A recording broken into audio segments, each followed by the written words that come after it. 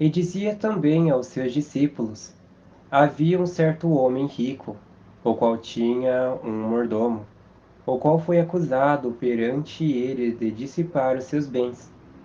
Ele, chamando-o, disse-lhe: Que é isto que ouço de ti?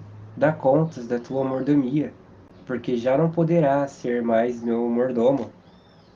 E o mordomo disse consigo: Que farei, pois que o meu senhor me tira a mordomia? Cavar, não posso; de mendigar, tenho vergonha.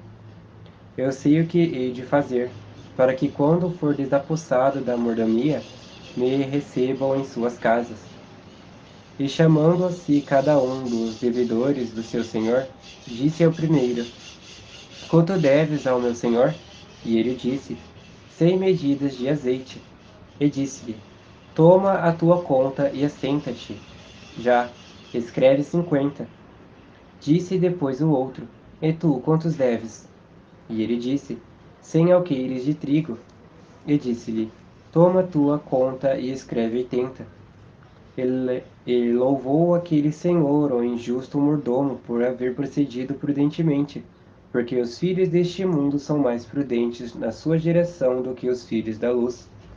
Então esse mordomo infiel aqui, ele estava fazendo amigos com o que não era dele. E assim ele foi louvado pelo seu Senhor. E bem assim somos nós aqui nesse mundo.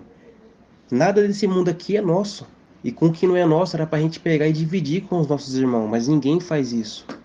E a respeito dos filhos da luz não ser prudente como os filhos da treva, é porque os filhos das trevas trabalham muito para ter uma vida boa aqui nesse mundo. Fazem cursos, faculdades e são muito dedicados a terem uma vida maravilhosa aqui.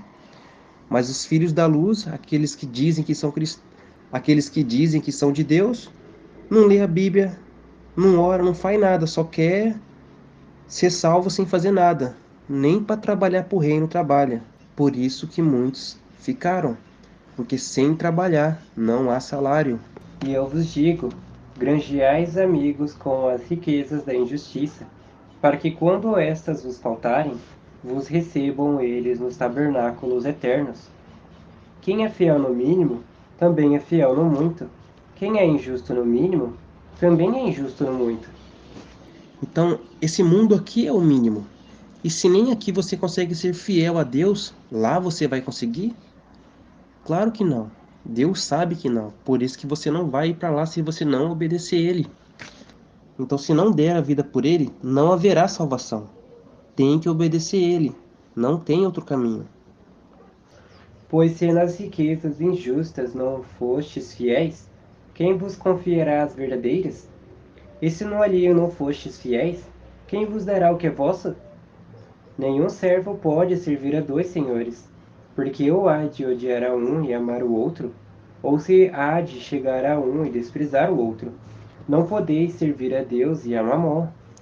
Então essas pessoas que acabaram ficando para a tribulação, granjeou muitas coisas nesse mundo aqui achando que eram delas. Não, nada do que tem aqui são de vocês. Nem mesmo um carro, porque se você não pagar os impostos, o governo vem e pega, então não é seu. Mas ficam com essa ilusão de que meu carro, minha casa. Não, você não tem nada aqui. E assim que você morrer, não vai levar nada também. Então, não temos nada aqui. O nosso está lá em cima. E só vamos receber o que é de cima se obedecermos à vontade de Deus. E os fariseus, que eram avarentos, ouviam todas estas coisas e zombavam dele.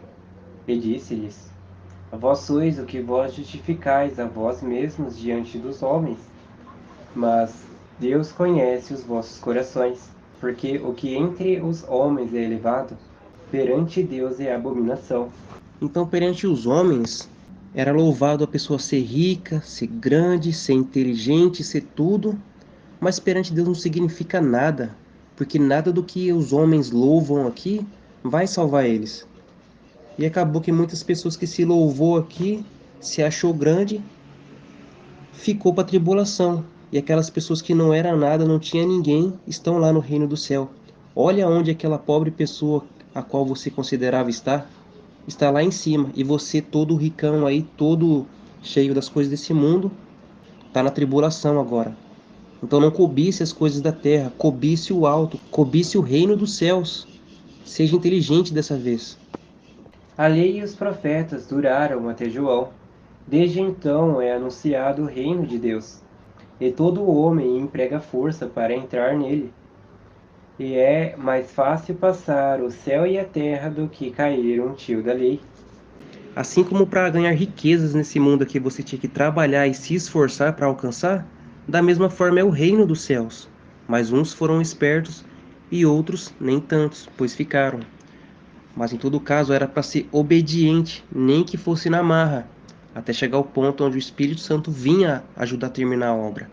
E aí já ficava na parte mais fácil de obedecer, aonde é a parte prazerosa, onde a pessoa tem alegria em todos os momentos de sua vida, seja com falta de dinheiro, seja passando fome, seja na pior das situações. Ela ainda estaria feliz porque ela tem o Espírito Santo, ela tem a vida eterna. Mas aqueles que só buscavam dinheiro, nem com o dinheiro conseguiam ser felizes, pois o dinheiro não é a felicidade. Satanás não tem poder para dar felicidade a ninguém. A felicidade que ele dá é momentânea. Depois que aquele momento passa, cadê a felicidade?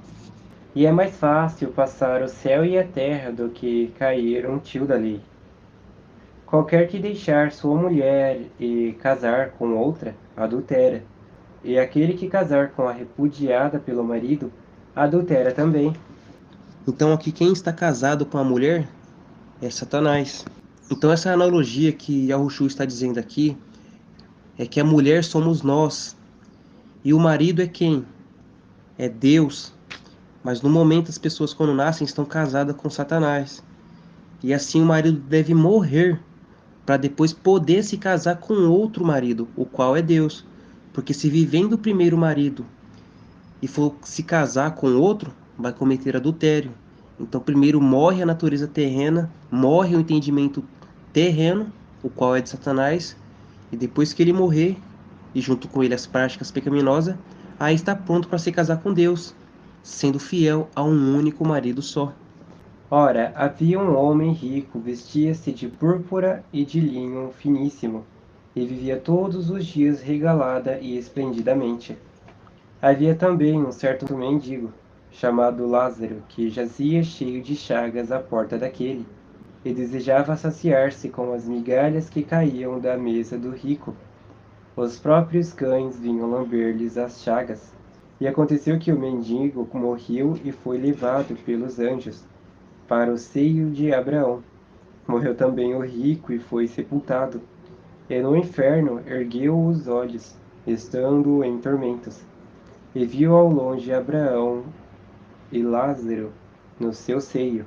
E chamando disse: Pai Abraão, tem misericórdia de mim, e manda Lázaro que molhe na água a ponta do seu dedo, e me refresque a língua, porque estou atormentado nesta chama. Disse, porém, Abraão: Filho, lembra-te de que recebestes os teus bens em tua vida, e Lázaro somente males. Agora este é consolado, agora este é consolado, e tu atormentado. E além disso, está posto um grande abismo entre nós e vós, de sorte que os que quisessem passar daqui para vós não poderiam, nem tampouco de lá passar para cá. E disse ele: Roga-te, pois, ó Pai, que o mandes à casa de meu pai, pois tenho 5 irmãos, para que lhes dê testemunho, a fim de que não venham também para este lugar de tormento. Disse-lhe Abraão: Tem Moisés e os profetas, ouçam-nos. E disse ele: Não, pai Abraão, mas se alguém dentre. Opa! E disse-lhe: Não, pai Abraão, mas se algum dentre os mortos fosse ter com eles, arrepender-se-iam. Porém Abraão lhes disse: Se não ouvem a Moisés e aos profetas, tampouco acreditarão, ainda que algum dos mortos ressuscite. Então as pessoas que morriam antes de Yahushua vir e que eram obedientes a Deus, eles iam para esse local chamado Seio de Abraão. É um local perto do inferno, mas sem o sofrimento. Eles estavam ali guardados esperando a promessa, o qual era o Messias. E depois que ele veio e consumou a obra da cruz, Ele levou esse lugar lá para cima. E agora eles estão no pátio do céu. Eles ainda não estão no céu, eles estão no pátio. E o pátio é um lugar maravilhoso. Imagina o céu, o verdadeiro céu. Então o que acontece? O rico disse para mandar o Lázaro na casa dos irmãos. E Abraão disse que nem se uns mortos viesse falar com eles, eles iam acreditar, mas que viesse ouvir Moisés e os profetas, pois eles anunciavam a Cristo. E verdadeiramente, ainda que venham mortos falar aqui para as pessoas que o inferno existe, que o lago de fogo existe, as pessoas não vão acreditar. E ainda que elas acreditem, isso não vai mudar a vida delas, porque o que faz a diferença na vida das pessoas é a palavra de Deus. É a palavra de Deus que faz as pessoas se tornar uma nova criatura. Mas muitos não quiseram ficar na palavra de Deus, muitos não quiseram ler a palavra de Deus. Acharam perda de tempo, que não valia tempo, que era mais importante correr atrás das coisas do mundo. E agora vocês veem o quanto foi importante ter a palavra de Deus. Pois se tivesse se atentado à palavra de Deus, tinha subido no arrebatamento.